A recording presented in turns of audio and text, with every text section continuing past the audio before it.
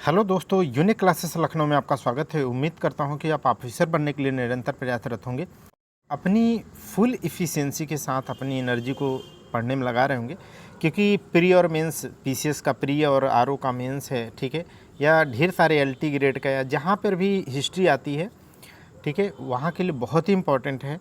और देखो, अभी तो आप क्या है कि प्राइमरली देखते हैं, ठीक है, तो आप स्टार्टिंग में ही छोड़ देते हैं, ठीक है, आगे देखते ही नहीं हैं। तो पहले थोड़ा सा लाइफ में थोड़ा सा 2-4 मिनट 10 मिनट आप समय दीजिए, फिर देखिए कि क्या है कंटेंट। पहले आप देखो, ठीक है, कि किस तरीके कंटेंट लिखा गया है, ठीक है। ये मैं खुद बाय हैंड लिखा हूँ। देखो, भारत में राजनीतिक चेतना का विकास, इस तरीके से कंटेंट मैं आपके लिए प्रिपेयर करता हूँ। सारे के सारे एकदम जो है एग्ज़ाम के पॉइंट ऑफ व्यू से पूरा किताब का जिस्ट होता है। ये फ्लो चार्ट से मेंस के जितने 6 मेंस लिखे हैं हमने, तो उसके अनुभव के आधार पर ये फ्लो चार्ट आपको मिलता है कि आप नोट्स इसको लेकर के Telegram channel free of cost है। अभी देखो कितने अच्छे से मैं डेटा को एक जगह कंपाइल किया हूँ हिस्ट्री का, क्योंकि डेट सहित आता है, क्रोनोलॉजी आती है। तो इस तरीके से मैं आपके लिए पूरा का पूरा, आप देख लो डेटा, मतलब कैसे टॉपिक को कंप्लीट मैंने लिखा है, ठीक है। तो इस तरीके से आप देखेंगे तो हम लोग डेली पढ़ रहे हैं, तो थोड़ा सा पहले टाइम दीजिए, ठीक है। क्यों? क्योंकि जब तक आप समझोगे ना, वक्त निकल जाता है और शायद आप बाद में समझे तो कहें यार कि पढ़ना चाहिए था, ठीक है।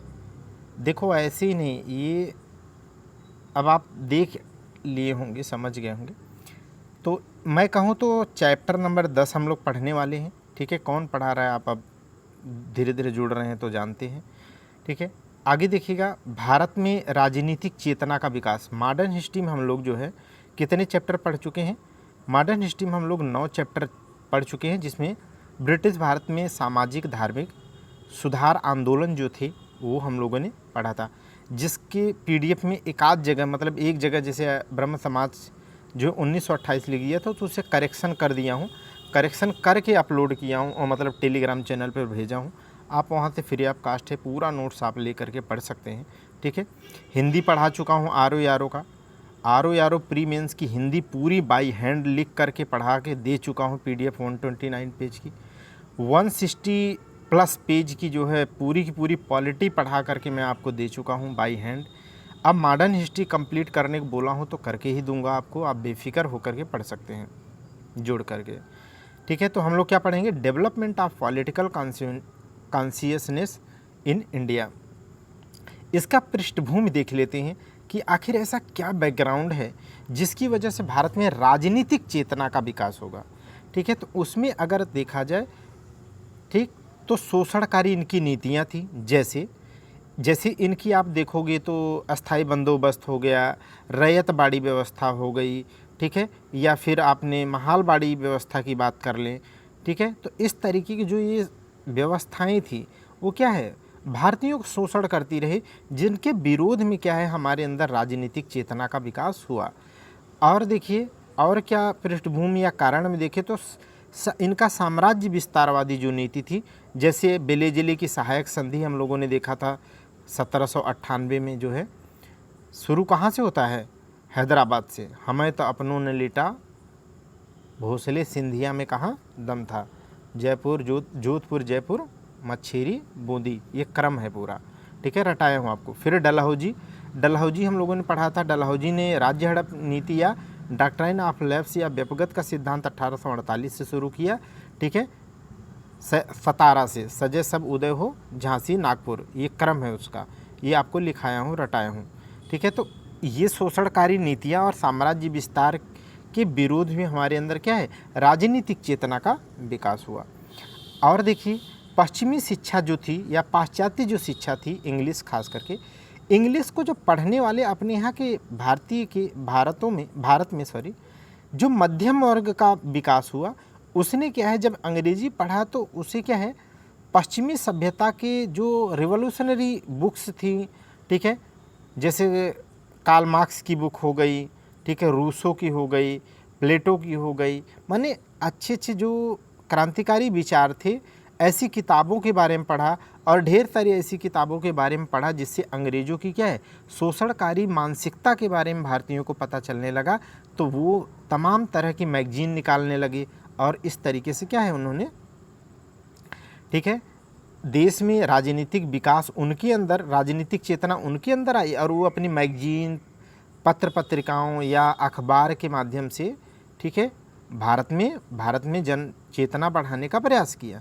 ठीक, आगे देखिएगा और क्या रहा। तो जैसे लॉर्ड लिटन के द्वारा भारत शस्त्र अधिनियम आर्म्स एक्ट 1878 लाया गया, जिसमें क्या है वो भारतीय अब आर्म्स माने अपनी सुरक्षा के लिए, जैसे हम लोग क्या है पिस्टल अलाउ कर सकते हैं, मतलब रख सकते हैं ना, ठीक है, लाइसेंसी, लेकिन वहाँ पर क्या है उन लोगों ने ये बैन कर दिया। आगे देखिए तो इसी लॉर्ड लिटन ने वर्नाकुलर प्रेस एक्ट आया कब, 1878, स्टार लगा है मोस्ट इंपॉर्टेंट है, यहाँ स्टार लगा है मोस्ट इंपॉर्टेंट है, डेट मोस्ट इंपॉर्टेंट है। जैसा कि मैं कहता हूँ मॉडर्न हिस्ट्री पढ़ते वक्त कोई भी टॉपिक पढ़ो, मॉडर्न हिस्ट्री का अगर है तो उसमें डेट बहुत बहुत इंपॉर्टेंट है। ठीक है, तो इस तरीके से वर्नाकुलर प्रेस एक्ट कब आया, 1878 में, कौन लाया, लॉर्ड लिटन ने, स्टार लगा है तो रटना है। ठीक है, तो ये सब भी क्या है, ये सब कहीं ना कहीं डायरेक्ट इनडायरेक्ट क्या कर रहे थे, भारतीयों के मन में अंग्रेज़ों के प्रति क्या है विरोध या विद्रोह या मतलब नफ़रत की भावना आई। वो क्यों आई, उसी के माध्यम से क्या है राजनीतिक चेतना का विकास हमारे यहाँ होने लगा। ठीक, तो हम लोगों का सिलेबस है राजनीतिक चेतना का विकास। ठीक, देखो ये कहीं भी जहाँ भी मॉडर्न हिस्ट्री आता है, ठीक है, वो बहुत अच्छे से मैं आपको कराने का प्रयास कर रहा हूँ, करा भी रहा हूँ। ठीक है, देखो ये ऐसे ही नहीं, आप जो लोग पढ़ते हैं वो जानते हैं, ठीक है, कि मैं वनडे के ढेर सारे एग्ज़ाम्स दिए हैं, क्वालिफाई भी कुछ किए हैं, ठीक है, और कुछ नहीं भी किए हैं। लेकिन हम जो है मेंस की भी बात करें तो 2 RO मेंस दे चुके हैं, 4 PCS मेंस दे चुके हैं। ठीक है, लास्ट टाइम आपने जानते ही बता ही चुका हूँ, 2025 में भी दिया, 29-30 जुलाई से 1-2, ठीक है, 4 दिन। और RO में अभी इस बार भी आपके साथ मतलब दे रहा हूँ, क्योंकि वो मेरी 155 जो आंसर की अब तक आई है उससे बन रहे हैं, तो जानते हैं आप, हो जाएगा। तो ये इसलिए नहीं बता रहा हूँ कि मैं अपनी तारीफ़ के लिए बता रहा हूँ, ताकि आप में क्या है मेरे प्रति थोड़ा ट्रस्ट पैदा हो जाए, और ट्रस्ट पैदा हो जाएगा तो इतने अच्छे से मैं जो डेटा लिखा हूँ ना आपके लिए, इतनी मेहनत करके, वो आप में अपेक्षाकृत ज़्यादा ठहरेगी, ज़्यादा आप में, ठीक है, अच्छा सुनने से आप में ज़्यादा रुकेगी और आप वैल्यू समझ पाएंगे। ठीक, और जब PYQ करेंगे, मैं तो कहता हूँ ना कि मैं पढ़ाता हूँ तो पढ़ाने के बाद आप क्या करो, सीधे जाओ आप PYQ करो। अगर बंदे में दम है तो आपका PYQ किसी भी लेवल का एग्ज़ाम हो, ठीक है, अगर आपका PYQ previous year question paper या टेस्ट बनाने पर अगर बन रहा है तो इसका मतलब उस बंदे में दम है, नहीं तो फिर उसे त्याग दो, और त्यागो ऐसा कि फिर कभी उसके चैनल पर जाओ मत, ऐसा होना चाहिए, क्योंकि हमारे पास बहुत कीमती वक्त होता है, हम ऐसे सर्च नहीं कर सकते। आगे देखिएगा, तो अब देखो हम क्या पढ़ने वाले, सीक्वेंस से मैं पढ़ाता हूँ, जैसे एक बैकग्राउंड के साथ, ताकि आप एकदम कनेक्टिविटी में रहें। तो आपने देखा कि राजनीतिक चेतना के ढेर सारे क्या कारण रहे। अब क्या पढ़ने वाले, भारत में आधुनिक शिक्षा का विकास, भारत में आधुनिक शिक्षा का विकास कैसे हुआ। ठीक है, तो अगर देखें आधुनिक शिक्षा का विकास, तो सबसे पहले देखा जाए तो कलकत्ता मदरसा, सबसे पहले देखा जाए तो कलकत्ता मदरसा। तो कलकत्ता मदरसा की स्थापना कब हुई थी, तो मोस्ट इम्पोर्टेंट है, डेट है 1881। किसने किया, किसके समय में हुआ था, 1881 में कौन था, वारेन हेस्टिंग था। ठीक है, और इसका उद्देश्य क्या था कलकत्ता मदरसा का। देखो एक बात मैं आपको बताऊं, ये कुछ भी करेंगे ये हमारे आपके हित में नहीं करेंगे। अब वो न चाहते हुए भी हमारा हित हो जाएगा वो अलग बात है, लेकिन ये हमेशा औपनिवेशिक कॉलोनाइजेशन के माइंडसेट से, ठीक है, औपनिवेशिक दृष्टिकोण से अपने हित में ये लोग कोई भी चीज़ स्टार्ट करेंगे, वो अलग बात है कि उससे हमें डायरेक्ट इनडायरेक्ट लाभ होता है, हुआ है। तो वही चीज़ है यहाँ पर, जैसे कलकत्ता मदरसा स्टार लगा है तो मोस्ट इम्पॉर्टेंट है। कब बना, 1781 में। किसने, वारेन हेस्टिंग। क्या इसका उद्देश्य था अंग्रेज़ों का, तो अरबी और फारसी भाषा के अध्ययन हेतु। क्यों ऐसा वो करना चाहते थे, क्योंकि हिंदू और मुस्लिम दो ही ऐसे धर्म के धार्मिक मान्यताओं के लोग यहाँ पर थे। अगर इनकी संस्कृति, इनके कल्चर, इनकी मान्यताओं परंपराओं को अच्छे से अगर ये समझ जाएंगे कि कैसे इनकी भावनाएं किसके आधार पर चलती हैं, तो इन्हें मॉनिटर करना बहुत आसान हो जाएगा। ऐसा ये लोग करते हैं, इनको कैसे हम मॉनिटर कर पाएंगे, कैसे अपनी तरफ कर पाएंगे या कैसे फूट डाल देंगे, इनको इसको करने के लिए क्या है, इनके कल्चर के बारे में जानना हो। ठीक है, जैसे आप क्या है देखते होंगे कि कुछ क्या है, कुछ लोग पहले आपके घर या किसी के घर के बारे में क्या है पूरा अच्छे से पाई जानने का प्रयास करते हैं, फिर क्या है जो वीकनेस होती है उसी वीकनेस का फ़ायदा उठा करके क्या कर देते हैं। जैसे एक गरीब जो घर हो, उस गरीब घर की स्थिति को जब समझते हैं तो क्या है उसके हेल्थ का, उसके जाने आने का आपको इनडायरेक्ट मिल करके क्या है सपोर्ट करते रहेंगे, फाइनेंशियल सपोर्ट करते रहेंगे, क्योंकि आप फाइनेंशियली क्या है कमज़ोर हैं, और आपको फाइनेंशियल सपोर्ट करते करते अपना विश्वास आप में पैदा कर देंगे, जिसकी वजह से क्या है पता लगा कि आप ए धर्म के व्यक्ति हैं और ये बंदा क्या है बी धर्म का था, जो और आप में क्या है उसका दृष्टिकोण था आपका धर्म बदलना, लेकिन वो इस तरीके से आपको मिला कि आपकी वीकनेस को समझा कि इसके यहाँ इकोनॉमिक वीकनेस है, उसी को क्या है न मतलब बुद्धि से उसने क्या किया सपोर्ट देता रहा, तो आप में अंदर क्या है आपके अंदर ये आने लगे कि अरे यार मैं ए धर्म से आता हूँ, ए धर्म वाले मेरा कभी सपोर्ट नहीं किए, अब बी धर्म का व्यक्ति होकर के क्या है इतना उदार है, क्योंकि इसकी मंशा तो क्या है धर्म परिवर्तन की। और फिर क्या है बाद में क्या करा देता है धर्म परिवर्तन करा देता है, आप अपने घर से चिड़चिड़े हो जाते हैं, बस उसी का फ़ायदा होकर उठा करके क्या है निपटा देता है, और यही हो रहा है। तो ये अंग्रेज़ों की नीति आप समझो, अंग्रेज़ भी यही चाहते थे कि कैसे इनकी संस्कृति को हम समझ पाएँ और कैसे इनके साथ टैकल करेंगे। ऐसा ही आगे चल कर के क्या है अंग्रेज़ों ने देखो आधुनिक शिक्षा का विकास कैसे हो रहा है, ये अपने हित में कर रहे हैं, लेकिन क्या हो रहा है इनडायरेक्टली हमें फ़ायदा होगा। ठीक है, जैसे अरबी फारसी में जैसे कलकत्ता मदरसा की स्थापना होगी तो मुस्लिम थोड़ा सा पाश्चात्य शिक्षा से रूबरू हो जाएंगे, जैसे सर सैयद अहमद खां ये आगे चल करके क्या करेंगे, ये पूरी तरीके से क्या करेंगे वकालत करेंगे, जो है पाश्चात्य शिक्षा से जोड़ने का प्रयास करेंगे। क्यों? क्योंकि पहले इन्हें यही उसी से जुड़ गए। तो ऐसा ही होगा आगे चल के देखेंगे हिंदुओं के साथ। देखो यहाँ पर क्या है, एशियाटिक सोसाइटी ऑफ बंगाल कब गठित हुआ, स्थापना कब हुई 1784, मोस्ट इम्पॉर्टेंट है। किसने किया? विलियम जोन्स ने किया। इसका उद्देश्य क्या था? तो प्राचीन भारतीय इतिहास और संस्कृति के अध्ययन करना और इनको समझना, जिसके आधार पर आपको आसानी से मॉनिटर कर सकते। और वही उदाहरण मैंने आपको जो बताया, ठीक है।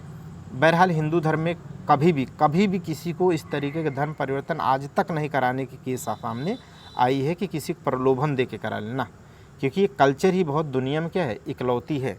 आगे देखिएगा उद्देश्य की बात कर लिए, ठीक है, कि ये इसका उद्देश्य है।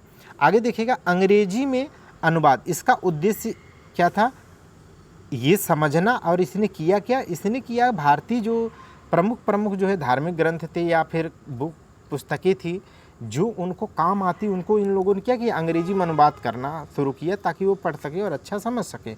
जैसे चार्ल्स बिल्किंस ने श्रीमद् भागवत गीता का क्या कर दिया अंग्रेजी में अनुवाद कर दिया और उनको समझा, ठीक है।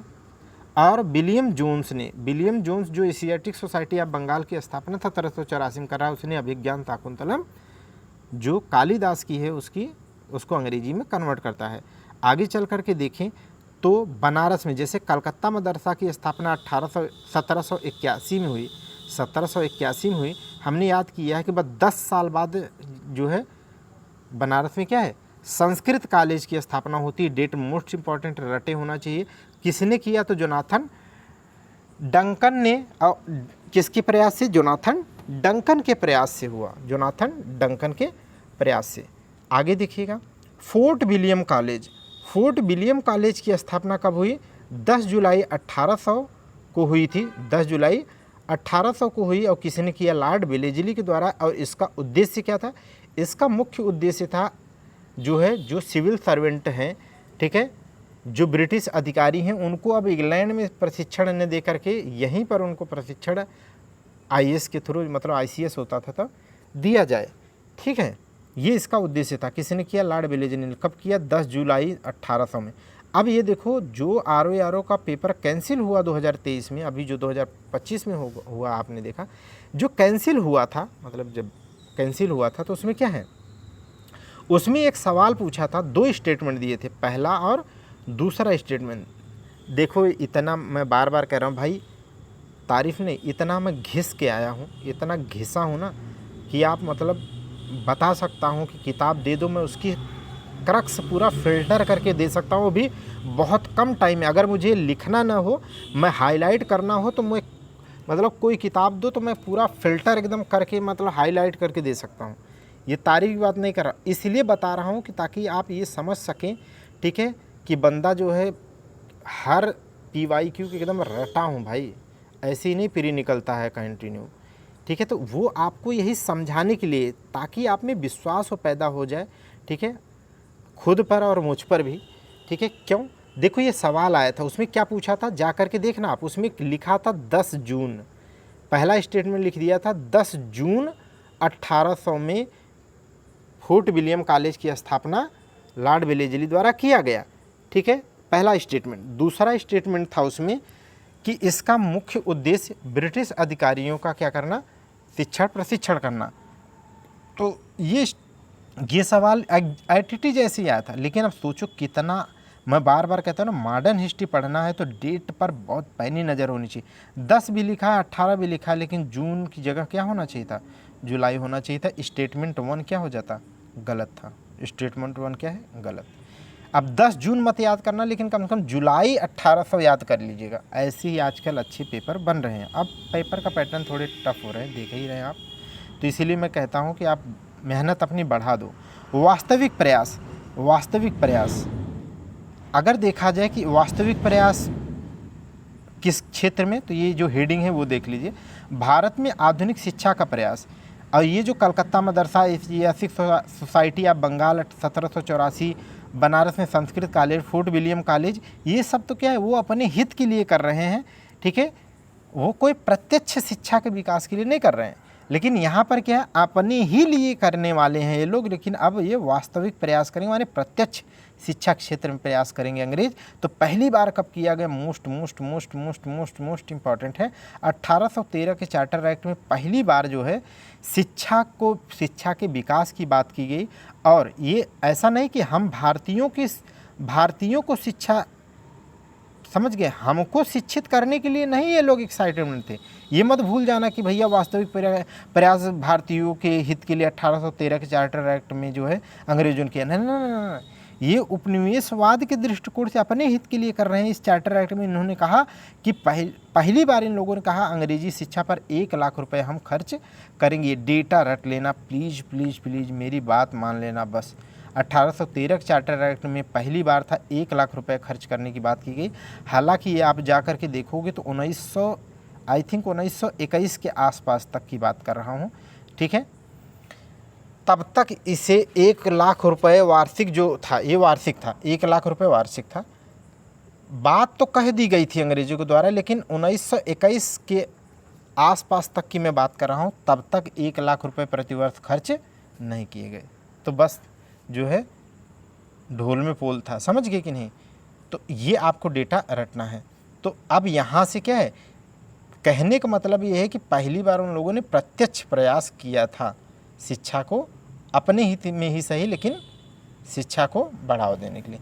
अब हम लोग आगे देखते हैं, जब यहाँ प्रावधान किया तो आगे क्या क्या हुआ। जैसे अन्य प्रयास, किसके संदर्भ में है ये अन्य प्रयास, शिक्षा क्षेत्र में। हेडिंग दिमाग में होनी चाहिए, इसी दृष्टिकोण से तो लिखा हूँ यार इतना बेहतरीन तरीके से।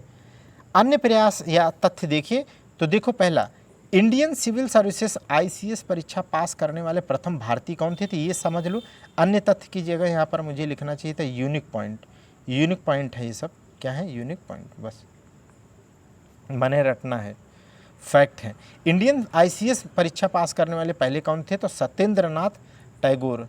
कौन थे, सत्येंद्रनाथ टैगोर। बस सत्य याद रखना कि सबसे पहले जो सत्य की बात कर रहे थे वही ICS में शामिल हुए, बस ऐसे याद कर लोगे तो सत्येंद्रनाथ टैगोर याद हो जाएंगे। नेक्स्ट देखिएगा, हिंदू कॉलेज की स्थापना, पहली बात तो डेट ही पी लो, 1817 में है। किसके प्रयास से है, तो राजा राम मोहन राय व डेविड हेयर के प्रयास से घोंट को पी लो। और पाश्चात्य पद्धति पर उच्च शिक्षा ग्रहण करने में इसका योगदान था। और वैसे भी आप जानते हैं कि राजा राम मोहन राय को पायनियर ऑफ इंडिया कहते हैं, भारत का अग्रदूत कहते हैं, ठीक है। तो ये क्या है, ये पाश्चात्य शिक्षा का तो प्रबल समर्थक थे ही, ठीक है। तो इस तरीके से जो है इनके ही प्रयास से हिंदू कॉलेज की स्थापना 1817 में हुई थी, ठीक है। ये पाश्चात्य शिक्षा के आधार पर उच्च शिक्षा की बात करता है। तो कॉलेज का डेट याद कर लो, किसके प्रयास से, वो रट लो, इसका उद्देश्य रट लो, क्योंकि स्टेटमेंट में अब सवाल आते हैं। आगे देखिए, एशियाटिक सोसाइटी ऑफ बंगाल है, वो एशियाटिक सोसाइटी है। क्या लिख दिया यहाँ, क्या है, थोड़ा समय लग रहा है यहाँ पर, जो है जानते हैं क्या है, एशियाटिक सोसाइटी ऑफ बंगाल है यहाँ पे, ठीक है। ये एशियाटिक सोसाइटी अब ये 1804 में, ये एशियाटिक सोसाइटी अब बंगाल नहीं बम्बई होनी चाहिए भाई, क्योंकि एशियाटिक सोसाइटी अब बंगाल तो 1784 में वारेन हेस्टिंग के समय में बनती है, ठीक है। यहाँ पर देखो ये क्या होगा, बम्बई, क्या होगा, बम्बई, ओके, बम्बई। तो ये PDF में करेक्ट करके ही अपलोड करूँगा, इसीलिए मैं एक दिन पढ़ाने के बाद देख लेता हूँ, पढ़ाते वक्त एक आध जगह अगर करेक्शन लिखने में हो जाता है गलती, तो मैं उसे पहले करेक्ट करता हूँ, ठीक है, फिर उसके बाद मैं आपको अपलोड करता हूँ। इसीलिए ये नहीं कि मैं स्कैन तो किया रहता हूँ, कभी भी उसे तुरंत अपलोड नहीं करता हूँ, ठीक है। ये अपनी क्रेडिबिलिटी के लिए, ताकि डेटा आपको 100% एक्यूरेट मिले, और जब देने जाओ पेपर तैयार बैठो तो लगे कि हाँ पढ़ के आए हैं कहीं से। तो एशियाटिक सोसाइटी आप बम्बई की स्थापना कब हुई, 1804 में, डेट रटना है, बम्बई में हुई। किसने किया, जेम्स मैकिन्टोश के द्वारा, जेम्स मैकिन्टोश के द्वारा, ठीक। आगे देखो, मोस्ट इंपॉर्टेंट टॉपिक है दक्कन एजुकेशन सोसाइटी की स्थापना कब हुई, तो कांग्रेस की स्थापना के एक दिन पहले 1884 में पुणे में। दक्कन एजुकेशन सोसाइटी 1884 में पुणे में हुआ। इसका मूल उद्देश्य क्या है, अंग्रेजी शिक्षा को, ठीक है, सस्ती करना। यहाँ पर क्या है, सस्ती नहीं है, सस्ती है, ठीक है, लेकिन अब सस्ती जैसा लिख रहा है। आगे देखिएगा, हिंदू कन्या विद्यालय की स्थापना 1849 में हुई, कलकत्ता में। किसने की, J.E.D. बेथुन। हमें क्या याद रखना है, मोस्ट इंपॉर्टेंट है इनका नाम, मोस्ट इंपॉर्टेंट है। देखो ये बहुत अच्छे सवाल लिखे हैं, आप दिमाग मत लगाना प्लीज़, इसमें मत छांटना, एक सवाल नहीं छांट पाओगे, माने एक सवाल ये नहीं कह सकते कि ये अच्छा नहीं लिखा या इम्पोर्टेंट नहीं है। तो हिंदू कन्या विद्यालय 1849 में कलकत्ता में हुआ, और बेथुन, इसे बेथुन कॉलेज भी कहते हैं, बेथुन के प्रयत्न से किया गया। और इसलिए भी बहुत इंपॉर्टेंट क्योंकि यही हिंदू कन्या विद्यालय में ईश्वरचंद विद्यासागर इसके क्या हैं, इसके सेक्रेटरी भी थे। और हम लोग जानते हैं कि ईश्वरचंद विद्यासागर ने जो है लगभग 35 के आसपास, 30 + 35 के आसपास विद्यालयों की क्या किया था, इन्होंने स्थापना की थी। बहुत बड़ा फैक्ट है, ठीक है। तो हिंदू कन्या विद्यालय रट लेंगे। Royal Asiatic society of great Britain की स्थापना कब की गई, इतना इंपॉर्टेंट नहीं, लेकिन ये क्रोनोलॉजी के लिए इंपॉर्टेंट है, पूछा जा सकता है, कल को आपको डेट पूछी जा सकती है कि royal Asiatic society of great Britain कब बना है, तो 1823 में। और हेनरी थॉमस कोलब्रुक ने किया था, हेनरी थॉमस कोलब्रुक। देखो अगर आप जो है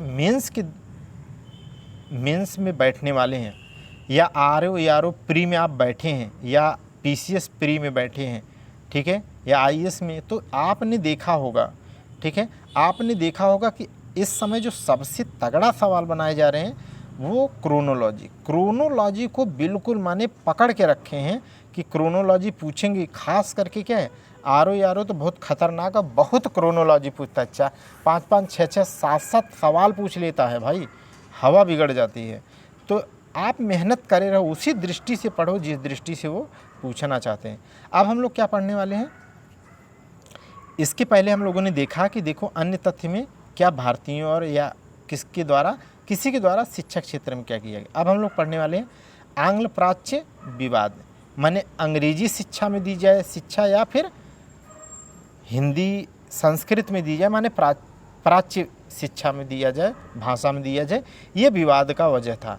ठीक है, तो आंग्ल प्राच्य विवाद जो बहुत पेपर में आता है, उसका कारण क्या था? उसका कारण ये था कि जो 1813 का चार्टर एक्ट आया था, जिसमें 1 लाख रुपए प्रतिवार्षिक जो है माने प्रतिवर्ष शिक्षा के विकास पर खर्च करने की बात की गई, तो उसमें एक चीज़ अस्पष्ट थी। उसमें एक चीज़ ये अस्पष्ट कर रही थी उस समय तक, ठीक है, कि आखिर 1 लाख रुपया खर्च तो किया जाएगा शिक्षा में, लेकिन शिक्षा का माध्यम क्या होगा, माने शिक्षा में भाषा का माध्यम क्या होगा, किस रूप में शिक्षा दी जाएगी? इंग्लिश में दी जानी चाहिए, इंग्लिश में दी जाएगी, वो खर्च किया जाएगा, या फिर हिंदी या संस्कृत में दिया जाए, हिंदी या फिर संस्कृत में दिया जाए। समझ गए कि नहीं? ये विवाद, उसमें यही विवाद का कारण था, यही उसमें स्पष्ट था। अब विवाद का कारण के जो पेपर में आता है वो देखो, फॉर्मेट देखो कैसे मैंने लिखा है। प्राच्य शिक्षा के समर्थक, माने प्राच्य शिक्षा के समर्थक की हिंदी या संस्कृत, माने हिंदी खास करके इसमें भाषा में दिया जाए, स्थानीय भाषा में शिक्षा दी जाए, ऐसे लोग प्राच्य शिक्षा के समर्थक थे। इसमें मोस्ट इंपॉर्टेंट क्या है कि इसके समर्थक कौन थे, एकदम घोट के पी लो, H.T. प्रिंसिप और H.H. Wilson, H.T. प्रिंसिप और H.H. विल्सन। ठीक है, जैसे हम लोग पढ़ते हैं ना, अशोक का जो स्तंभ है, ठीक है, वो 1750 में टी पैंथलर ने खोजा। किसने खोजा था? टी पैंथलर ने खोजा, लेकिन उसे पढ़ने का श्रेय किसको जाता है? तो 1837 में टी प्रिंसिप ने पढ़ा, है कि नहीं? तो भाई अब इसमें क्या लिखा है? अब ये संस्कृत में है तो ब्राह्मी लिपि में है, ये ब्राह्मी लिपि में है, तो अब इसको पढ़ने वाला, इसको समझने वाला व्यक्ति क्या है? प्राच्य शिक्षा का तो समर्थन करेगा ही करेगा। लेकिन हमें क्या इम्पोर्टेंट है, जो याद करना चाहिए, भैया इनका नाम याद कर लो। ठीक है, स्टेटमेंट में दे सकता है, उल्टा दे सकता है। आंग्ल शिक्षा के समर्थक कौन कौन थे? तो समर्थक की बात करो तो मुनरो था, और एल्फिस्टन था, और लॉर्ड मैकाले खुद था। और यही लॉर्ड मैकाले के ही आगे देखें, निष्कर्ष की बात करें, इस विवाद का निपटान कैसे होता है, तो इस विवाद का निपटान लॉर्ड विलियम बेंटिक के समय में, कौन? लॉर्ड विलियम बेंटिक उस समय वायसराय तो होगा नहीं 1823 में, भारत का गवर्नर जनरल, ठीक है, तो बेंटिक उसके समय में, ठीक है, इस विवाद को निपटारा करने के लिए मैकाल आयोग बनाया। क्या बनाया? मैकाल की अध्यक्षता में क्या बनाया गया? मैकाल आयोग, मैकाल शिक्षा आयोग बनाया गया। ठीक है, तो मैकाल जो आयोग बना, मैकाल इसकी अध्यक्षता कर रहा था। उसने क्या कहा? उसने कहा कि बात आती है मेन की उद्देश्य क्या है। उसने कहा एम क्या है, पहले ये सोचो। तो एम तो हमारा ये है कि भारतीयों की शिक्षा करना मेरा एम है, ठीक है, कि भारतीयों को शिक्षित करना है, या हमें अपने हित देखने हैं। तब कंक्लूजन आया कि हमें अपना हित देखना है, शिक्षा नहीं देनी है भारतीयों को, शिक्षा देना उद्देश्य नहीं है। जब ये एम के बारे में सोचता है तो उसने कहा बस क्लियर है। और उसने क्या कहा? उसने मैकाल आयोग ने 1835 में कहा, ठीक है, कहा कि जो शिक्षा पर पैसा खर्च किया जाएगा, या जो शिक्षा का माध्यम होगा, क्या होगा? अंग्रेजी होगा। क्या होगा? अंग्रेजी होगा। ठीक है, क्यों? क्योंकि क्या है, अंग्रेजी की जो बुक्स हैं, अंग्रेजी जो संस्कृत है, वो भारतीयों से कई गुना ज़्यादा अच्छी है। ठीक है, तो इसलिए इसने क्या है, अब विवाद का समझ पा रहे हैं कि नहीं? सारे फैक्ट बोलते जा रहा हूँ, आप अलग अलग भले लिखा हो सकता है, लेकिन सारी कहानी फ्लो में बता रहा हूँ, एक एडिटोरियल की तरह। तो नोट क्या है कि मैकाले ने क्या है, मैकाले का एक स्टेटमेंट था कि वो क्या है, काली चमड़ी में एक अंग्रेजों का वर्ग चाहता था, न कि भारतीयों को शिक्षित करना चाहता था।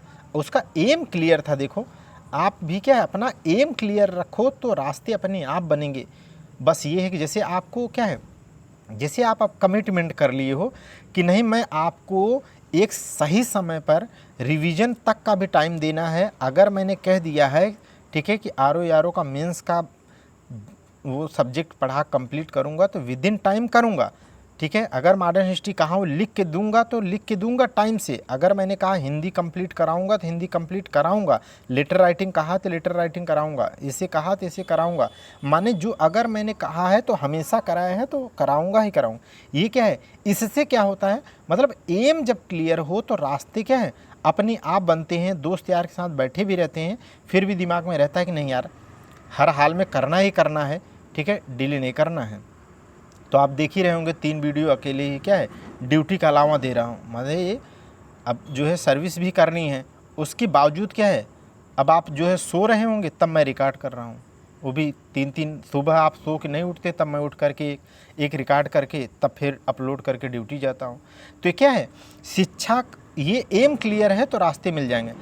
शिक्षा का अधोगामी निस्यंदन सिद्धांत, इसने क्या किया, देखो इसका एम क्या था, लॉर्ड मैकाले का एम था कि भारतीयों को शिक्षित नहीं करना मेरा उद्देश्य, मैं अपना हित देखना है। तो उसने एक सिद्धांत लागू किया, वो क्या था, डाउन फिल्ट्रेशन थ्योरी। बहुत ज़्यादा इंपॉर्टेंट है, ये पेपर में बहुत आती है, और ख़ास करके जो ROPCS IAS या मतलब ग्रेजुएट लेवल जो पेपर होते हैं उनमें बहुत आता है, ठीक है। डाउन फिल्ट्रेशन या अधोगामी निस्यंदन का सिद्धांत जो इसने लागू किया, उसका मेन उद्देश्य क्या था, इसने कहा ऐसा है कि केवल जो बड़े बड़े हैं ना लोग, उच्च वर्ग के जो लोग हैं जो हमारी चाटुकारिता करेंगे, इनको शिक्षित करो बस।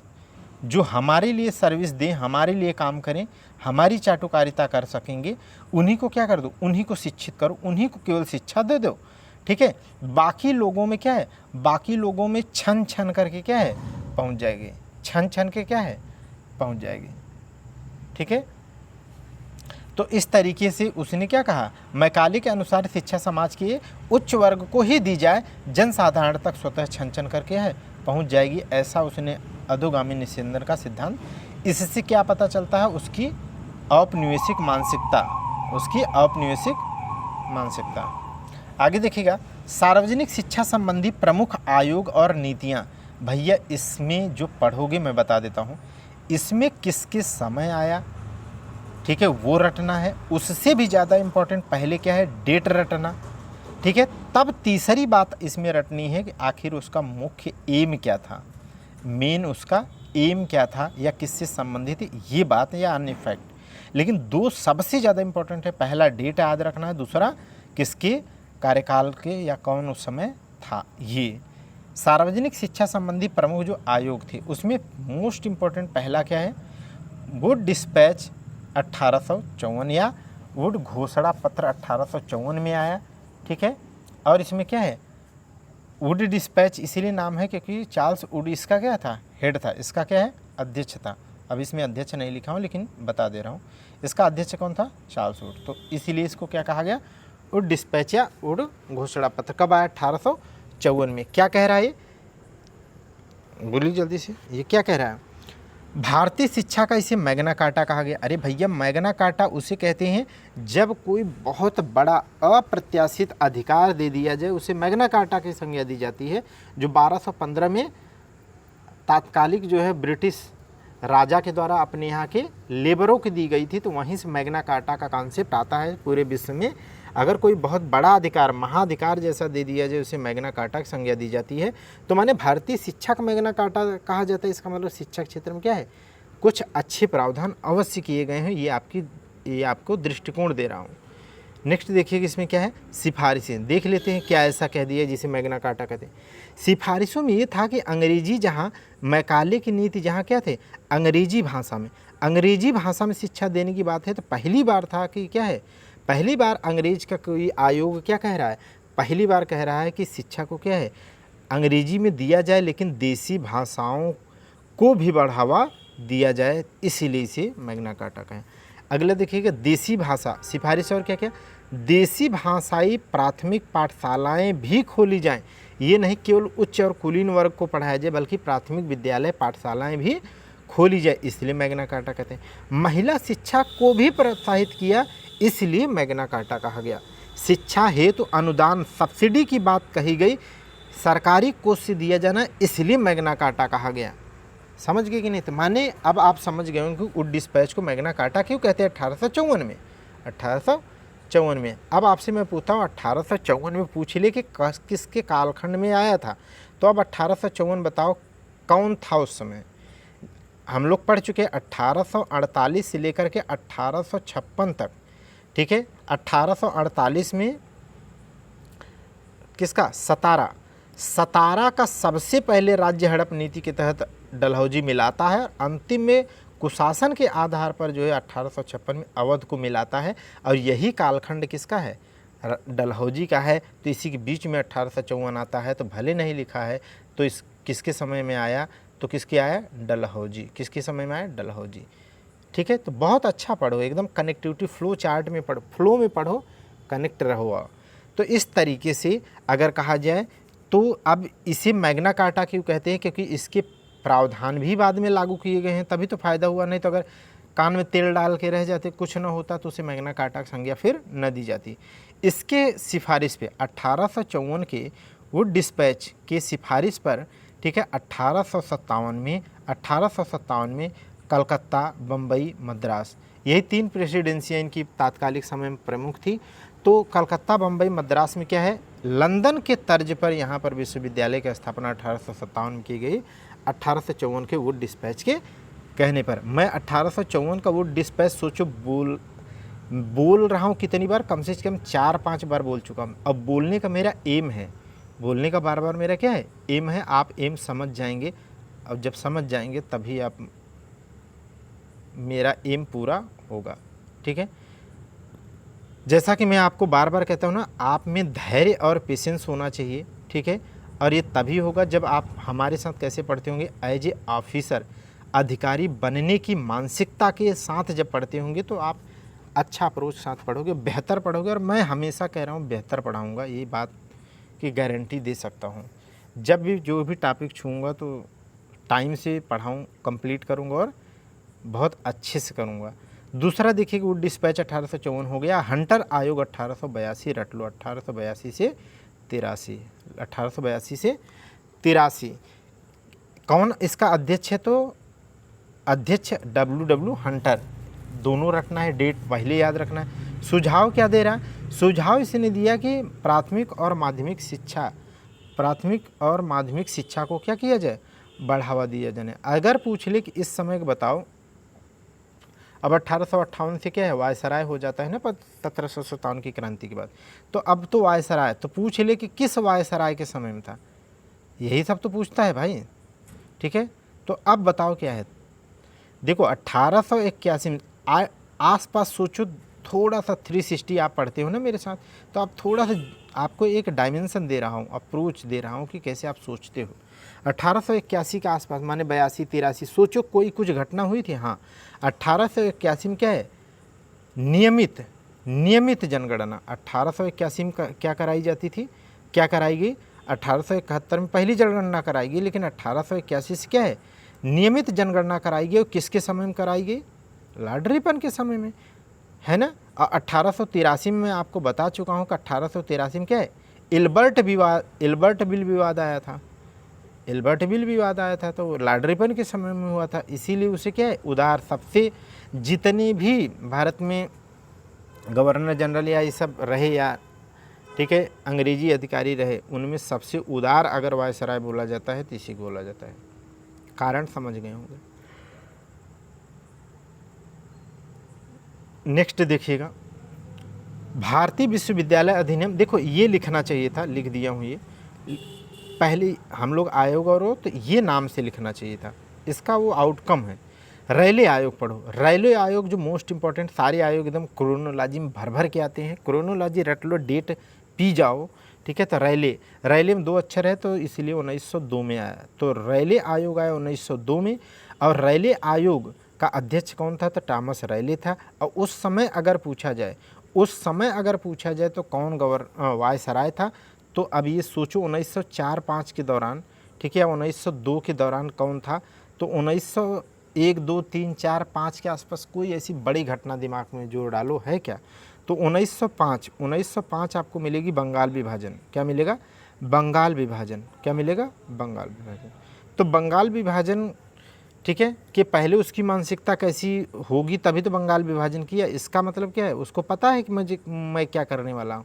तो उसके पहले उसने रैले आयोग का गठन किया, और रैले आयोग की सिफारिश क्या थी, माने सिफारिश क्या है, इसका उद्देश्य था उच्च विश्वविद्यालयी शिक्षा की समीक्षा करना, उसमें सुझाव देना। इसके सुझाव पर या इसके सिफारिश पर इसने क्या कर दिया, लॉर्ड कर्जन ने विश्वविद्यालयों में क्या है, सरकारी हस्तक्षेप को बढ़ाया। ठीक है, अर्थात क्या है, जो सबसे क्रांतिकारी विचारधारा होती है वो किसकी होती है, यूनिवर्सिटी में पढ़ने वाले युवाओं की। युवाओं पर ही क्या कर देना, पहले नकल कस दो, तब जाकर के कोई बड़ा कदम उठाओ। ठीक है, जैसे योगी जी नहीं, माननीय प्रधानमंत्री मोदी जी के द्वारा क्या है, पहले व्यवस्था कर ली जाती है, ठीक है, कि रिएक्शन क्या होगा।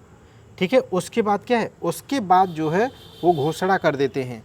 ठीक है, तो इसका क्या मतलब है कि इसे पहले पता था कि मैं क्या करने वाला हूँ। 1905 में जब बंगाल विभाजन करूँगा तो क्या होगा, उसने क्या कर दिया, युवाओं को पहले कंट्रोल करने के लिए भारतीय विश्वविद्यालय अधिनियम 1904 लाया। ठीक है, तो किसके समय में आया, कर्जन 4 आया। क्या है, स्टार लगा है तो मोस्ट इंपॉर्टेंट, कॉलेजों विश्वविद्यालयों पर क्या है, सरकारी नियंत्रण को बढ़ा दिया गया। अर्थात अब अगर छात्र को, स्ट्रिक्ट नियम था कि अगर छात्र किसी भी आंदोलन में भाग लेते हैं तो उन्हें यूनिवर्सिटी से उनका नाम क्या कर दिया जाएगा, उनका नाम काट दिया जाएगा।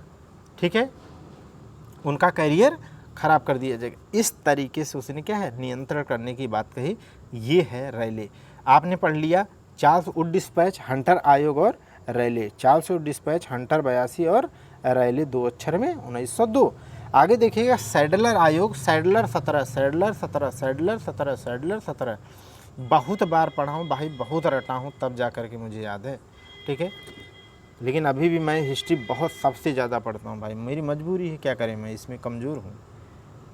ठीक है, आगे देखिएगा सैडलर आयोग। अब ये मैं फिर से लिख रहा हूँ, जबकि मैं इस तरीके से बहुत अच्छा कंटेंट जो है लिख करके लखनऊ में जो है मैं पढ़ा चुका हूँ। ठीक है, लखनऊ में PCS लेवल पे, तो मैं वैसे भी मैं 10 साल वहाँ पर रहा और पढ़ाया, तो आप जो है वहाँ मैं लिख चुका हूँ। लेकिन अब क्या है, अब मैं फिर से इसे लिख रहा हूँ। अब ये तो एकदम लेटेस्ट पैटर्न पे लिख रहा हूँ और आपको कंटेंट दे रहा हूँ, और रटता भी हूँ।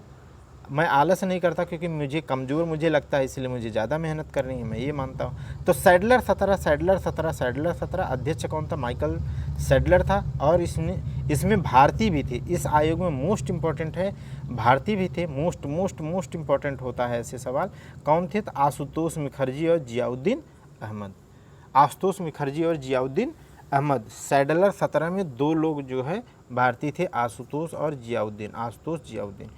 इम्पॉर्टेंट क्या लिखा है, विश्वविद्यालय अधिनियम 1904 की इसने क्या किया, आलोचना किया। मतलब जो लॉर्ड कर्जन के द्वारा 1904 के विश्वविद्यालय अधिनियम के द्वारा क्या है, बहुत ज़्यादा कठोर किया गया, विश्वविद्यालय में सरकारी नियंत्रण स्थापित किया गया, उसकी क्या करता है सैडलर, क्या है, हटाने की बात करता है, उसकी घोर निंदा करता है।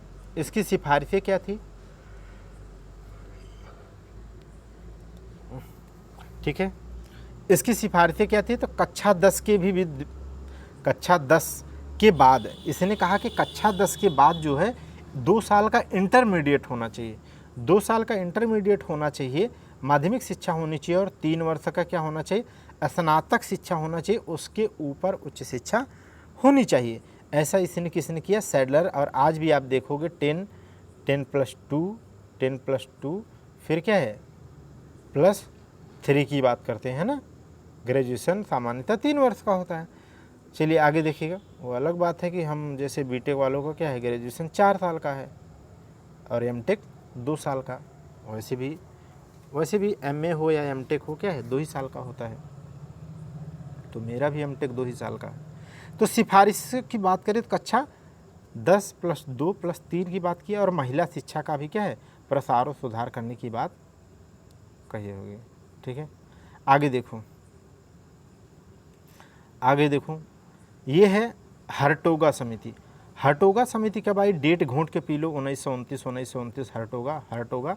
देखो ये अधूरा डिजिट है, 29 माने 9 है, इसमें 1 होता तो पूरा हो जाता। इसीलिए क्या है, इसीलिए हमें क्या है, हर्ट होता है तो हम याद करते हैं कि अधूरा एक अंक है, तो आएगा तो आप याद कर लोगे 1929, ठीक है। नहीं याद करोगे तो मुझे हर्ट होगा, क्योंकि आपको मैं अधिकारी बनाना चाहता हूँ।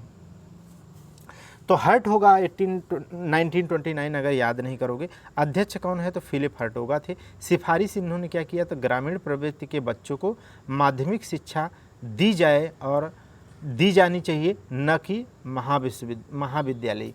अर्थात ये हर्टोगा क्या है, इस बात से भी मैं बहुत हर्ट हूँ कि ये कहाँ, ये बच्चों को क्या है, माध्यमिक शिक्षा तक की बात केवल करता है। ग्रामीण बच्चों को महाविद्यालयी शिक्षा माने ग्रेजुएशन या उच्च शिक्षा देने की वकालत नहीं करता, माने उसको क्या है, उसको ग्रामीण बच्चों को दिए जाने को मना करता है। इसलिए भी मुझे बहुत ज़्यादा क्या होता है, हर्ट होता है 29 में। हर्ट होगा 1929, रट लो आप, बार बार बोल रहा हूँ। वर्धा आयोग 1937, वर्धा आयोग 1937, तो वर्धा आयोग 1937 को है। आधार की बात कर ले। आधार की बात क्या है कि मतलब इस वर्धा आयोग का आधार क्या है, इसकी सिफारिशों का आधार क्या है, इसके गठन करने के बाद इसके रवैये का आधार क्या है। तो इसका आधार ये था कि गांधी जी के द्वारा जो हरिजन, ठीक है, हरिजन कब लिखा गया है आप बताना मुझे, ठीक है। हरिजन में जो उन्होंने लिखा, तो हरिजन में शिक्षा पर जो लेख लिखा था, उस लेख में उन्होंने कहा था कि 7 वर्ष तक के बच्चों को क्या है, मातृभाषा में निःशुल्क एवं अनिवार्य शिक्षा दिया जाना चाहिए, ठीक है। ये बहुत इम्पोर्टेंट है। और आज भी क्या है, 6 से 14 वर्ष के बच्चों को निःशुल्क और अनिवार्य शिक्षा दिया जाना चाहिए, उनका अधिकार भी है। डीपीएसपी में राजनीतिक निदेशक तत्व में भी है।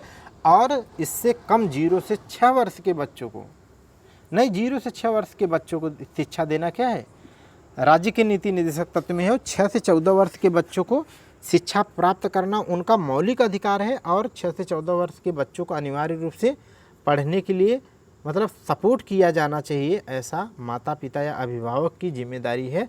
तो ये फंडामेंटल ड्यूटी में भी है, तो fundamental right, fundamental duty DPSP में भी है, ठीक है। तो वर्धा आयोग 1937, वर्धा आयोग 1937 का आधार क्या है, तो मोस्ट इम्पॉर्टेंट आधार है गांधी जी देखो आते हैं तो बहुत रटना होता है। मूल की बात करें तो इसका मूल जिस्ट क्या था, तो इसका मूल इसने सिफारिश क्या की, तो उसका मूल ये था कि हस्तशिल्प जो है, हस्तशिल्प को के क्षेत्र में, हस्तकरघा के क्षेत्र में, ठीक है, उत्पादक कार्य को बढ़ावा दिया जाना चाहिए, ठीक है, ऐसी शिक्षा दी जानी चाहिए। मोस्ट इम्पॉर्टेंट की बात करें तो 7 वर्ष से कम वर्ष के बच्चों को मातृभाषा में निःशुल्क और अनिवार्य शिक्षा देने की वकालत किया था, ठीक है। देखो हर्टोगा कब हुआ, हर्ट होगा 1929 में। सार्जेंट योजना देखिए, सार्जेंट योजना है तो 7वीं सार्जेंट योजना 1944 में रट लो। क्रोनोलॉजिकली डेट पहले रटना फिर उसके बाद रटना, ठीक है। मोस्ट इम्पॉर्टेंट क्या है इसका कि इसने क्या कहा, इसने जहाँ पर जो है कौन सा आयोग था इसके ठीक पहले, देखो दिमाग में नहीं आ रहा, वर्धा आयोग में जहाँ 6 मतलब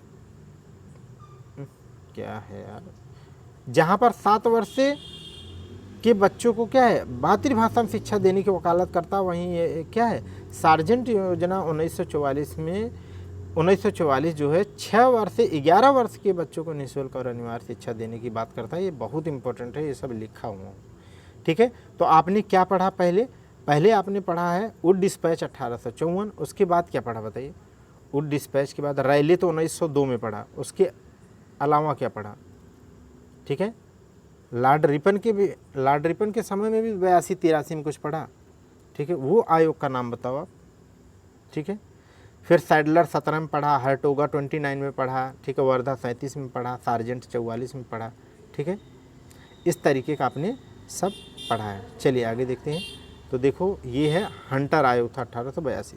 ये क्रोनोलॉजी आपको रटनी है, ये इसीलिए मैंने 2 पार्ट में डिवाइड करके लिख दिया ताकि आपको एकदम क्रोनोलॉजी डेट एकदम घोंट के यहीं 5-7 पी जाओ आप। आगे देखो भारतीय समाचार पत्रों का इतिहास अब देख लेते हैं। शिक्षा के क्षेत्र में आपने देखा, अब भारतीय समाचार पत्रों का क्यों, क्योंकि शिक्षा क्यों पढ़ा आपने, क्योंकि शिक्षा ने मूल हेडिंग क्या था चैप्टर की, कि अपने यहाँ राजनीतिक जो है चेतना कैसे बढ़ी। तो शिक्षा से क्या है, शिक्षा से राजनीतिक चेतना बहुत ज़्यादा बढ़ती है। जैसे आप देखोगे हिमाचल प्रदेश में क्या है, हिमाचल प्रदेश में सरकारें बहुत अस्थायी नहीं हो पाती हैं, चाहे वो बीजेपी हो, चाहे कांग्रेस हो, चाहे जो हो, वहाँ पर आप है चाहे जो, माने वो बदलते रहते हैं, क्योंकि वहाँ के लोग क्या है, राजनीतिक चैतन्य है, ठीक है, उनको बहुत अच्छी समझ है, तो वो वोट उसी हिसाब से करते रहते हैं। तो शिक्षा, तो अभी आपने पढ़ लिया कि शिक्षा के माध्यम से कैसे क्या है, राजनीतिक चेतना का विकास हुआ, ठीक है। वैसे ही अब भारतीय समाचार पत्रों का इतिहास देख लीजिए, जिनके माध्यम से राजनीतिक चेतना का विकास होगा भारत में। देखिए क्या लिखा है, सर्वप्रथम प्रिंटिंग प्रेस या मुद्रणालय। सर्वप्रथम प्रिंटिंग प्रेस की बात करें तो मोस्ट इम्पॉर्टेंट है। ये सब पेट वोट में बहुत बार पेट में आया है, बहुत बार नहीं, पेट में आ चुका है। 1555 है क्या ये, सबसे पहले 1515 में गोवा में, कहाँ पे, गोवा में, किसके द्वारा, पुर्तगालियों के द्वारा क्या किया गया, पहला प्रिंटिंग प्रेस लगाया गया।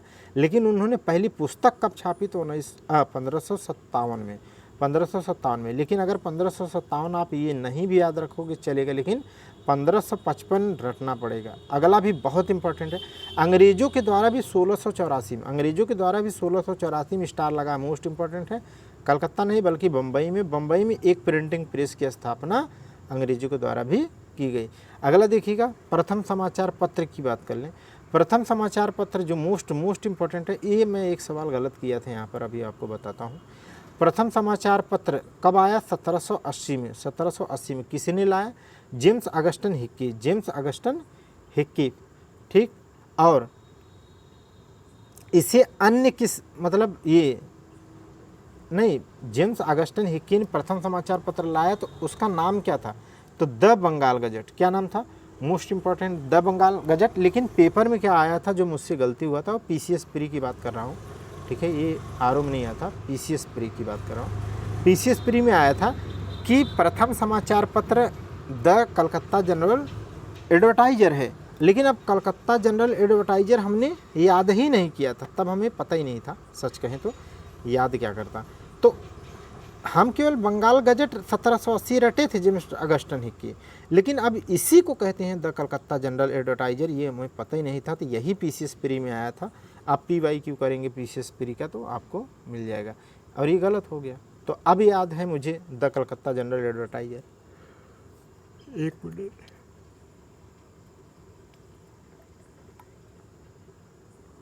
अब नींद आने लगी है यार। देखिए कितना बज रहा है, 12:11। इतना दिन भर बिजी रहता है आदमी, ड्यूटी, पढ़ाना लिखना, तो थकान आने लगती है यार आदमी। समाचार पत्रों का अब देखो, हम समाचार पत्र में देखें, देखो ऐसा क्या किया अंग्रेजों ने समाचार पत्र के क्षेत्र में, जिससे हमें क्या है, जिससे हमें विद्रोह हुआ, मतलब मन में भय हुआ, और हम ज़्यादा सजग हुए इनके प्रति, और हमारे अंदर राजनीतिक चेतना का विकास हुआ, अर्थात राष्ट्रवाद की भावना का विकास हुआ। उसमें देखो इनके क्या क्या योगदान रहे। जैसे समाचार पत्रों का पत्रीक्षण, समाचार पत्रों का पत्रीक्षण, सेंसरशिप अधिनियम बहुत इम्पोर्टेंट है, बहुत इम्पोर्टेंट है, घोंट के पी लो, पहला है इसलिए रट लो। समाचार पत्रों का पत्रीक्षण या सेंसरशिप, समाचार पत्रों का सेंसरशिप अधिनियम कब आया, 1799 में। पी डालो, किसके समय में आएगा, लॉर्ड वेलेस्ली के द्वारा, ठीक है, लॉर्ड वेलेस्ली के समय। अभी मैंने आपको बताया था कि लॉर्ड वेलेस्ली के द्वारा क्या है, लॉर्ड वेलेस्ली के द्वारा ही मैंने कहा था 1798 में क्या है, हैदराबाद के साथ वो क्या करता है, सहायक संधि करता है। तो 1798 अगर याद है, तो 1799 में क्या है, रटने की जरूरत नहीं पड़ी होगी कि उस समय कौन रहा होगा, तो लॉर्ड वेलेस्ली, लॉर्ड वेलेस्ली। आगे देखिएगा, प्रावधान क्या था इस समाचार पत्र सेंसरशिप अधिनियम या पत्रीक्षण सेंसरशिप अधिनियम 1799 में। इसने लॉर्ड वेलेस्ली ने क्या किया, इसने कहा ऐसा है कि समाचार पत्र जो निकलेंगे निकलें, लेकिन ये लोग ज़्यादा सरकार की आलोचना कर रहे हैं, इसलिए चाहिए कि इनके क्या है, समाचार पत्र में मालिक का नाम होना चाहिए, ताकि हम उसको ठोक सकें। संपादक का नाम होना चाहिए, जिसने मैगजीन को इस तरीके से संपादित किया है। अगर सरकार के विरोध में कुछ लिखे तो इनके मन में भय पैदा हो और इनके अगेंस्ट कार्रवाई सुनिश्चित हो सके, क्योंकि लिखा रहेगा, ठीक है। तो ये प्रावधान था सेंसरशिप लॉर्ड वेलेज़ली के द्वारा। क्यों लॉर्ड वेलेज़ली ऐसा कर रहा था? क्योंकि लॉर्ड वेलेज़ली ने क्या है, सहायक संधि के लिए बहुत ढेर सारे देशी रियासतों को क्या किया, मजबूर किया था, जिसकी वजह से राजनीतिक चेतना बढ़ रही थी। तो उसी को सप्रेस करने के लिए, उसी को दबाने के लिए लॉर्ड वेलेज़ली ने सेंसरशिप एक्ट 1799 में लाया।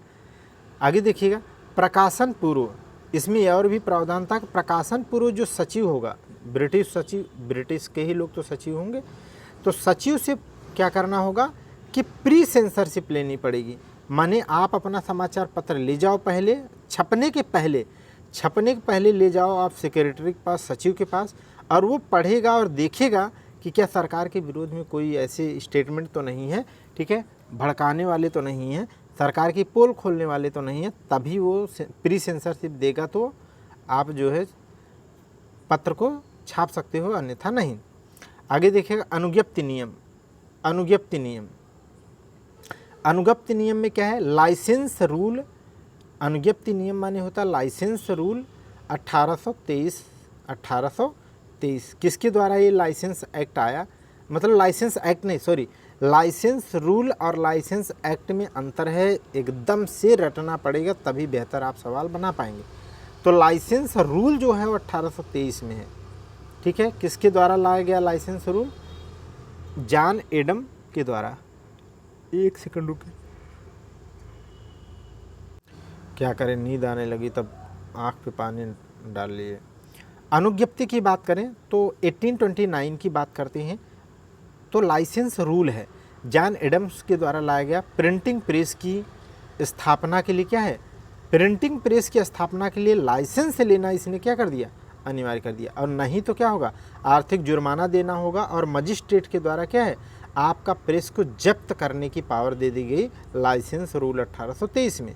इसके अंतर्गत देखा जाए, इसके अंतर्गत ये सब बहुत सवाल पूछे जाते हैं। इसके अंतर्गत राजा राम मोहन राय के द्वारा जो मेरातुल अखबार जो है, ठीक है, संचालित किया जा रहा था, उसे क्या कर दिया गया, उसे बंद कर दिया गया। आपको मैं पढ़ा चुका हूँ, एक क्वेश्चन पूछता हूँ। 1821 में तो उन्होंने संवाद कौमुदी जो है सबसे पहला जो उनकी मैगजीन निकलती थी वो थी, लेकिन आपसे मैं पूछ रहा हूँ, पढ़ा चुका हूँ, मेरातुल अखबार किस सन में उन्होंने संपादित किया था, ये मोस्ट इंपॉर्टेंट है, बताओ आप। तीसरा देखिए, प्रेस एक्ट। देखो आगे क्या था,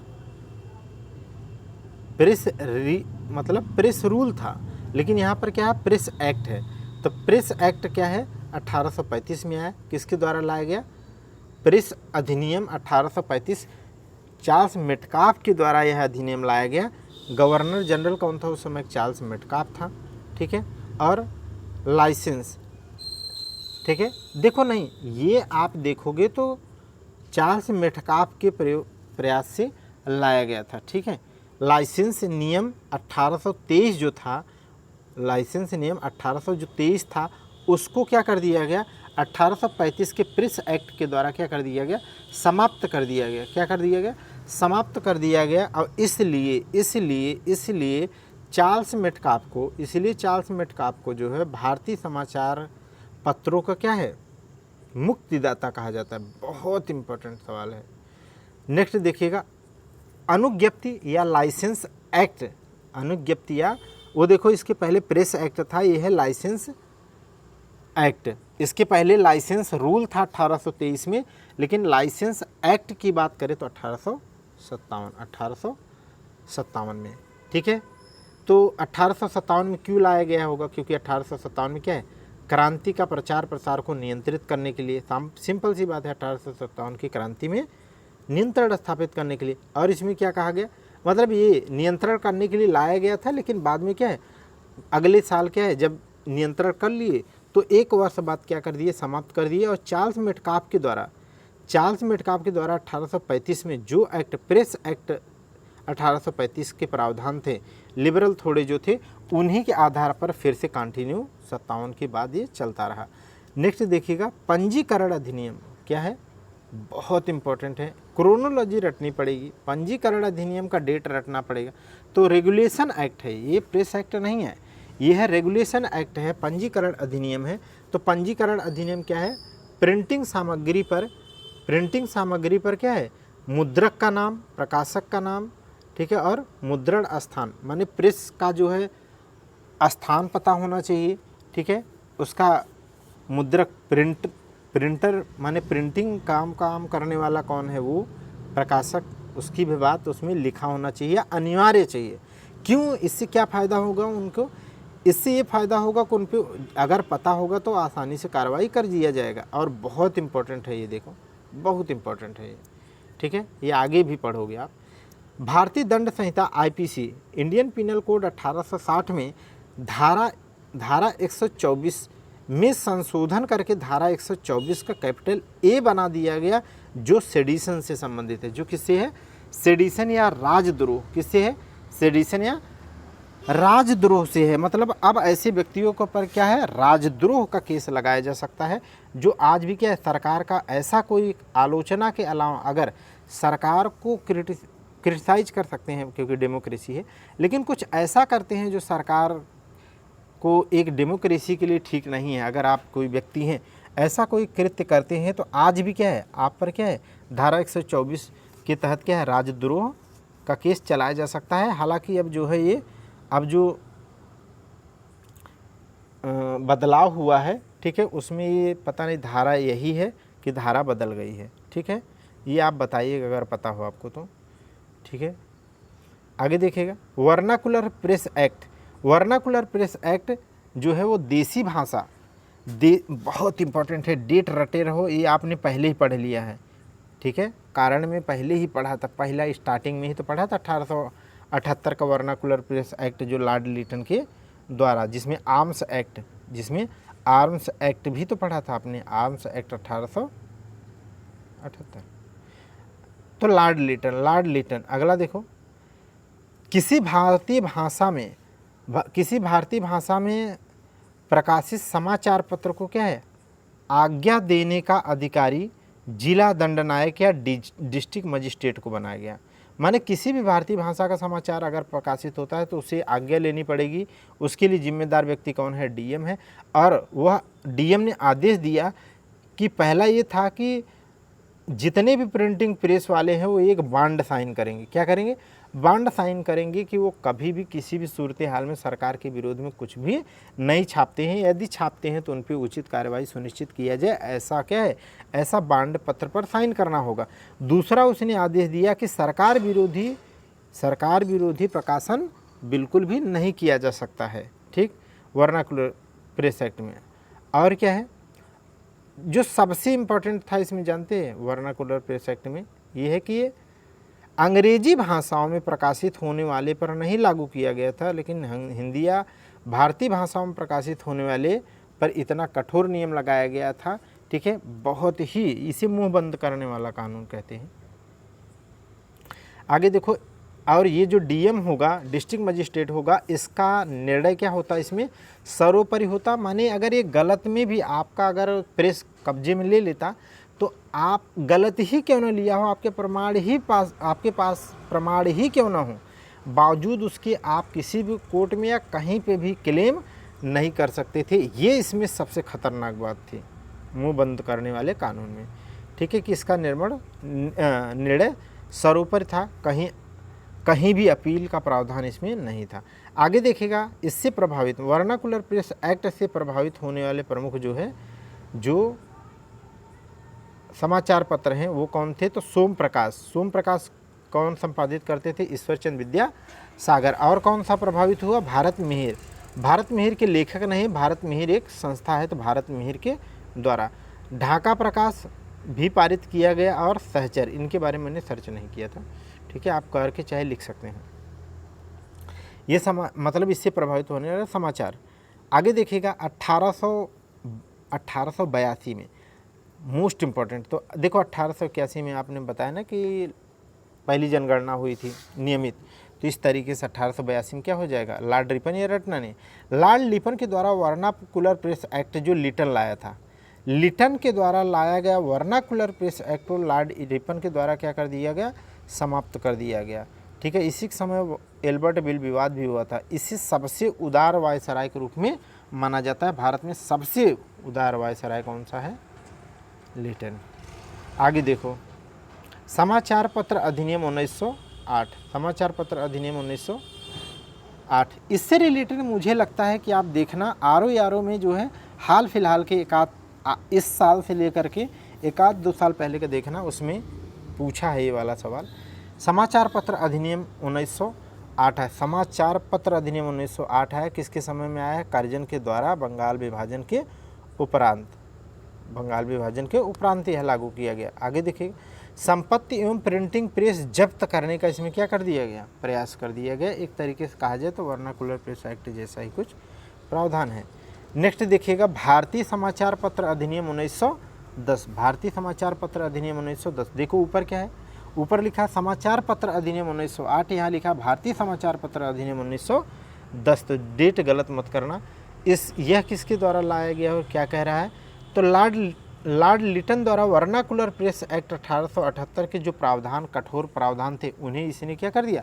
भारतीय समाचार पत्र अधिनियम 1910 के द्वारा पुनः क्या कर दिया गया? जीवित कर दिया गया है। ठीक है, लॉर्ड लिटन द्वारा पुनर्जीवित किया गया।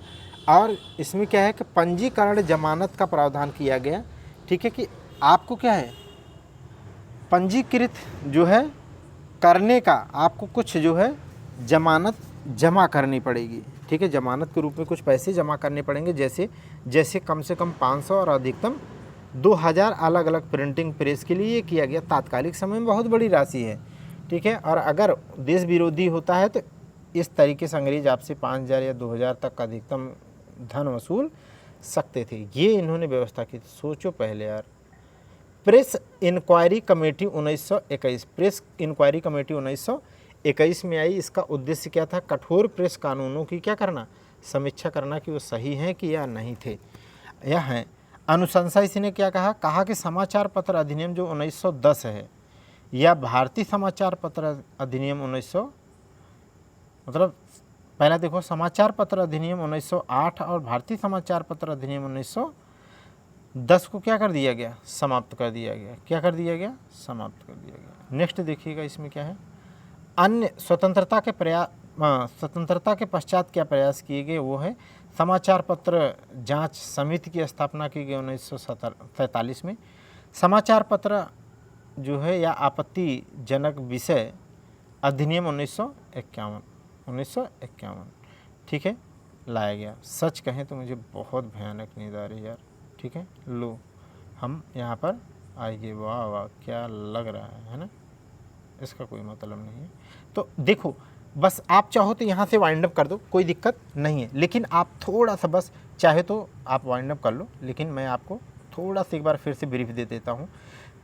पृष्ठभूमि में क्या है कि राजनीतिक चेतना के लिए इनकी क्या क्या नीतियां रही जो भारत को क्या है, भारतीयों को प्रभावित किया और उनमें राजनीतिक चेतना का विकास हुआ। जैसे शिक्षा के विकास में हम लोगों ने कलकत्ता मदरसा देखा। उसके 10 साल बाद जो है डंकन के प्रयास से बनारस में जो है संस्कृत विद्यालय देखा। एशियाटिक सोसाइटी ऑफ बंगाल की स्थापना 1784 में देखा। और ऐसे एशियाटिक सोसाइटी ऑफ बम्बई देखा हम लोगों ने 1804 में। ठीक है, वास्तविक विलियम कॉलेज की स्थापना की गई। और वास्तविक प्रयास 1813 के चार्टर एक्ट में 1 लाख रुपए खर्च करने की, हालांकि 1921 तक नहीं खर्च किया गया। बाद में अन्य प्रयास देखे तो कौन पहले ICS निकाला तो सत्येंद्र नाथ।